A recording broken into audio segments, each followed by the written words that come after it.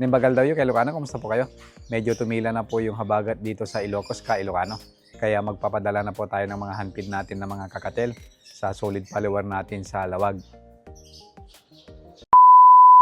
Nimbagal daw yun kay Ilocano, kumusta po kayo? So i-deliver na natin tong huling anak nila kay Ilocano. Yan. Etong anak ng Lutino at saka albino natin na pares yan. Malaki na po yan kay Ilocano. Ipapadala natin sa Lawag kay Ilocano. Itong huling painakay natin. Mamaya-maya. Total, umaaraw naman na dito sa Ilocos, kay Ilocano.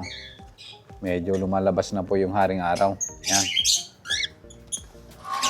Kaya ipapadala na natin to sa Lawag. So pagka na natin to, may padala na natin kay Ilocano. Tapos linisan na natin tong nest box. Para yung parents nila kay Ilocano mag-breed na ulit. So namatay po yung mga poster natin na mga baji kay Ilocano. Yan, sayang. Dahil sa walang humpay na ulang kay Ilocano. So kukunin na natin kay Ilocano.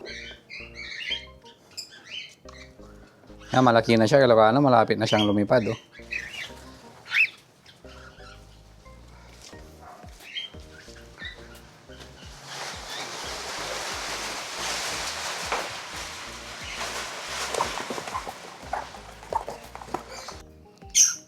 Dahil wala na po yung mga nakay nila kay Ilocano, na-deliver na natin yan.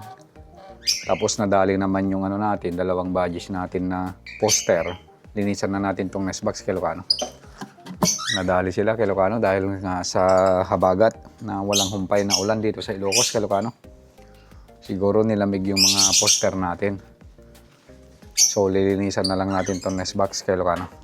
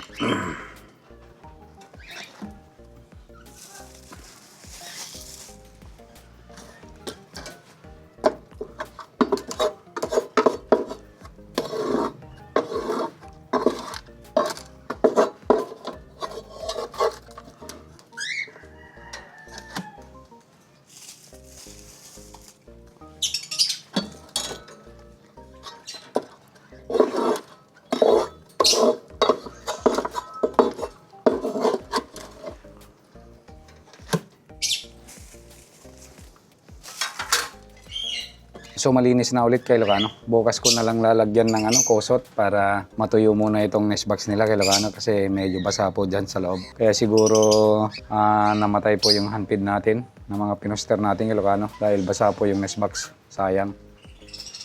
So maraming salamat sa panonood kay Ilocano. Ingat po tayong lahat.